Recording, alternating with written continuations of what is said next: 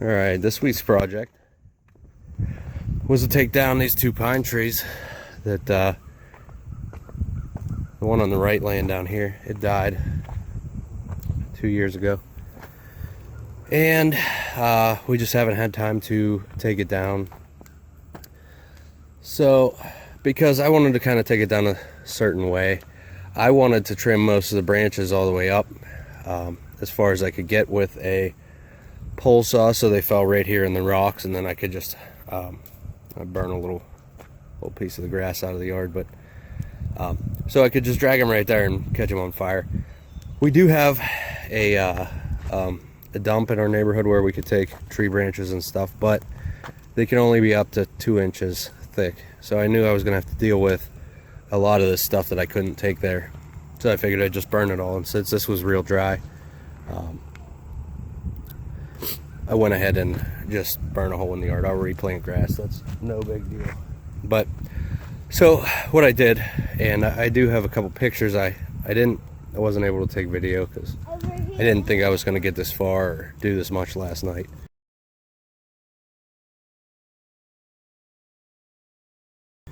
But this tree was still alive, but it was only one-sided because the majority of the branches were on this tree and none on the back side of that, so they had to both come down at the same time.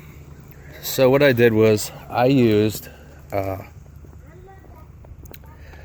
this electric pole saw from, I believe it's from Harbor Freight, it's my dad's. It's called a Sun Joe from by Saw Joe. Anyways, it extends, I think, 8-10 feet, something like that. It works real well. I was happy with it. I trimmed all those trees all the way up, probably to 15 feet up in the air. I backed my truck under. I did some OSHA unapproved things, and I'll put a picture of that so you can see.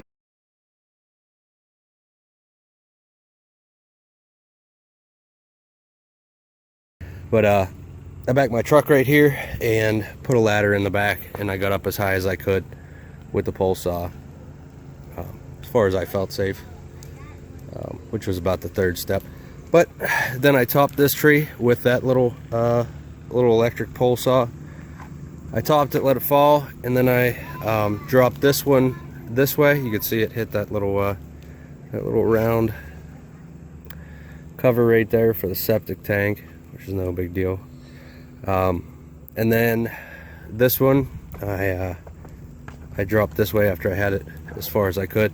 Now I've burnt a whole lot of this tree already, and I burnt almost all of this tree already. Just this one branch right here is all that's left of that. I don't know if they come fully assembled or not from Harbor Freight, or my dad put it together. My dad knows better than to do this, but the chain was on backwards. It has it shows you right here how to put how the chain should go. It was backwards, which no big deal. I flipped it around. This only has one tensioning screw right here. You pop that cover off, and that's a tensioning screw. It could probably use 2. The chain goes loose quite a bit without doing too much. But for $70, I could see it lasting a good bit.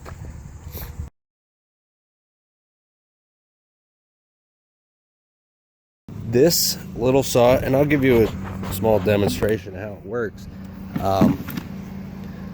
This head right here swivels up to 30 degrees. You just back this off, and you could turn it so it will cut at an angle, which helps if you're cutting, trying to cut at the top of a branch, like level at the top of a branch. It also extends.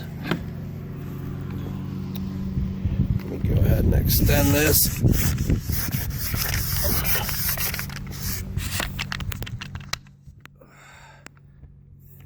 All right, let me set it down here. You can see how long it is extended. I think it's 10 feet extended.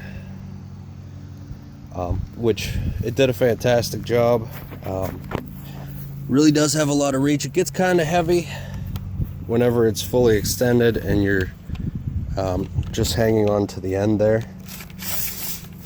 but it's not that bad.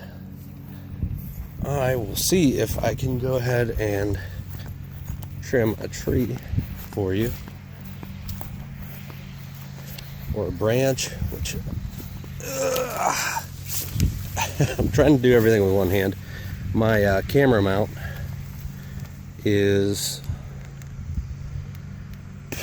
in my wife's car, so here we go. Just a little tree branch. Get this thing going. There you go.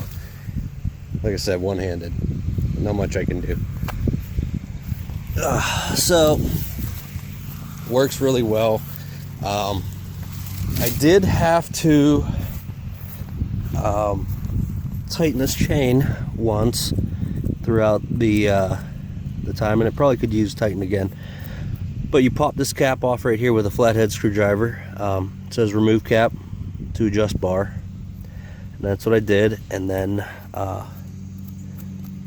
once this is off, there's an adjustment right there to tighten the chain. So you just loosen the nut that's under here up a little bit, tighten the chain up, and then you're good. Now, like I said, I didn't buy this saw. My dad did. So one thing I noticed when I first went to use it, which I don't know if the blade comes on it or not, I'm guessing it doesn't, but so I'm guessing my dad just accidentally put the blade on backwards. But the first time I went to use it, the chain was on backwards, so it was not cutting at all. Easy fix, just take this off, flip the thing over, it's good to go.